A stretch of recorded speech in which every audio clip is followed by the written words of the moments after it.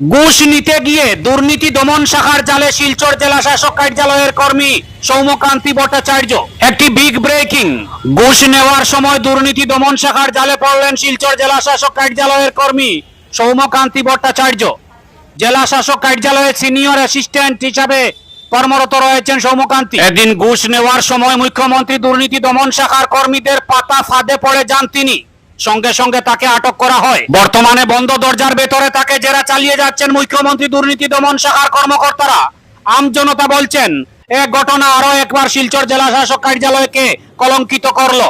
এখানে উল্লেখ করা যেতে পারে, দুর্নীতির বিরুদ্ধে শূন্য সহনশীল নীতি নিয়েছে রাজ্যের বিজেপি মিত্র জোট সরকার। প্রায় প্রতিদিন রাজ্যের বিভিন্ন প্রান্ত থেকে ঘুষ নেওয়ার অপরাধে দুর্নীতি দমন শাখার জালে পড়ছেন একাংশ সরকারি কর্মী। কিন্তু তারপরও দুষ্ট একাংশ কর্মী লোভ ছাড়তে পারছেন না। নানা সময় তারা ঘুষ নিতে গিয়ে দুর্নীতি দমন শাখার জালে পড়ছেন।